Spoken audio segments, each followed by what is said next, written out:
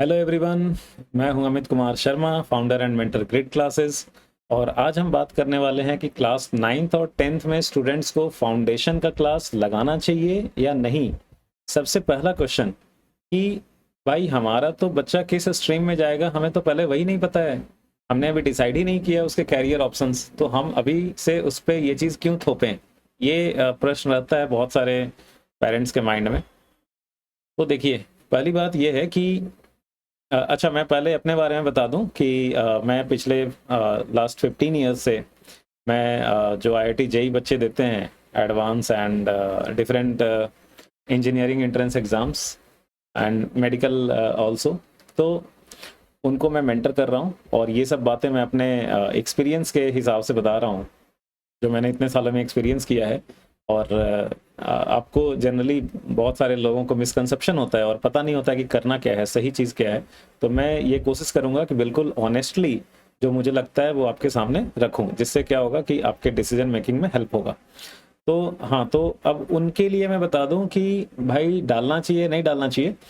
तो देखिए, क्या है कि अगर ऐसा डाउट हो तो then start with single subject या दो सब्जेक्ट, ठीक है, मैथ्स और फिजिक्स।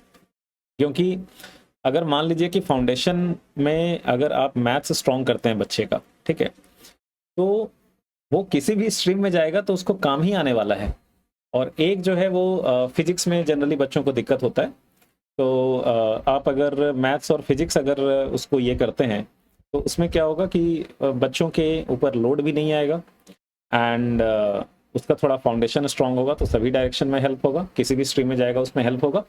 और दूसरा, 2 साल के बाद आपको डिसीजन मेकिंग में भी हेल्प होगा कि हमारे लिए मतलब मेरा बच्चा ले पा रहा है कि नहीं ले पा रहा है, ठीक है। अच्छा, ये तो उनके लिए जो कि जिनके मन में ये डाउट हो, ठीक है। और जिनका है कि भाई करना है तो उनको तो ठीक है, फिजिक्स केमिस्ट्री मैथ्स वो अपना ऑप्ट करना ही चाहिए। Now the another thing is कि what is the reason or what are the main problems that a student faces when he goes from class 10th to 11th, जब वो JEE preparation में जाता है। तो देखिए, होता क्या है ना कि हमारे सिलेबस में या जो लेवल है उसमें क्लास 10th और 11th में बहुत ज़्यादा बहुत बहुत बहुत ह्यूज गैप है, ठीक है, क्लास 10th और 11th में। तो भाई 10th तक हम बच्चों को आराम आराम से पढ़ा रहे होते हैं, मतलब स्कूल में, है ना, कि भाई छोटा छोटा चीज़ें वो सीख रहा है।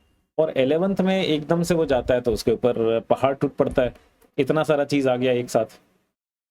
और दूसरी बात है कि जैसे, हाँ, दूसरी बात ये है कि आईआईटी जेई का अगर वो प्रिपेयर कर रहा है तो आईआईटी जेई में चाहिए परफेक्शन। भाई जानने से कुछ नहीं होगा, परफेक्शन चाहिए। तो पहली बात कि डिफिकल्ट कॉन्सेप्ट्स आया, वो सीखना है, उसको इंटरनलाइज करना है, उसको पूरा अच्छे से बढ़िया से समझ लेना है। और उसके बाद चाहिए फिर उस पे जो बेस्ड जितने भी प्रॉब्लम्स होते हैं from normal level to difficulty level, तो इतना हाई तक जाएंगे कि कोई लिमिट ही नहीं है, ठीक है। मैं अभी 15 साल से पढ़ा रहा हूँ, लेकिन अभी आज भी मैं पढ़ता हूँ और बहुत कुछ आज भी सीखता हूँ। तो जो लेवल है वो तो कितना ऊपर तक जाएंगे वो उसका लिमिट ही नहीं है, ठीक है। सो स्टार्टिंग फ्रॉम जीरो ये इतना सब चीज़ें चीज़ें बच्चों को करना पड़ता है एंड उसमें परफेक्ट होना पड़ता है। और स्पीड चाहिए, एक्यूरेसी चाहिए, ठीक है। तो जनरली क्या होता है ना कि बच्चे जो बिल्कुल जीरो से स्टार्ट करते हैं 11th में, फिर वो इतना कुछ उनके लिए सब कुछ कर पाना जो है वो मुश्किल हो जाता है। कुछ बच्चे कर लेते हैं एंड जनरली ये देखा गया है कि ज़्यादातर, ठीक है, exceptions are always there, but जैसे मैंने बताया कि मेरा स्टूडेंट संबित मुखोपाध्याय जो अभी जेई एडवांस में 2025 में 825 रैंक लाया, डब्ल्यूबीजेई में 7th रैंक लाया, तो वो जीरो से स्टार्ट किया था 11th में अपना जर्नी एंड उसने कर लिया। लेकिन सारे बच्चे ऐसे नहीं होते हैं, मैं इन जनरल बता रहा हूँ अपने जो इतने सालों में मैंने एक्सपीरियंस किया है कि जो बच्चे पहले स्टार्ट करते हैं ना 9-10 से, तो उनको एक फाउंडेशन स्ट्रांग हो जाती है, तो उनको काफ़ी हेल्प मिलता है 11-12 में, ठीक है। चीज़ें उनको पहले से थोड़ा देखा हुआ रहता है, जाना रहता है। जैसे फिजिक्स की बात करें तो क्लास 11th का काफ़ी हद तक जो सिलेबस होता है वो मैच करता है 9th से, एंड क्लास 12th का जो काफ़ी हद तक सिलेबस होता है वो मैच करता है 10th से। इसमें फिर गार्जियंस का ये भी होता है, अच्छा मेरा तो आईसीएसई बोर्ड है, मेरा तो सीबीएसई बोर्ड है, तो देखिए 9th और 10th दोनों का मिला लेंगे तो सिलेबस दोनों का मिला करके वही है जो 11th प्लस 12th मिला करके है। अब उसी में क्या है कि सीबीएसई आईसीएसई में थोड़ा 1-2 चैप्टर इधर हो गया, इधर 9th से 10th में हो गया, 10th से 9th में हो गया, थोड़ा बहुत वो चलता है, ठीक है। तो बट दोनों मिला करके टॉपिक्स वही हैं, एंड फाउंडेशन स्ट्रांग होता है तो डेफिनेटली हेल्प मिलता है। फिजिक्स में स्पेशली क्या होता है कि स्टार्टिंग से ही जो पहला चैप्टर है काइनेमेटिक्स, वहीं से बहुत ज़्यादा रिगोरस यूज आता है डिफरेंशिएशन का, इंटीग्रेशन का, ठीक है।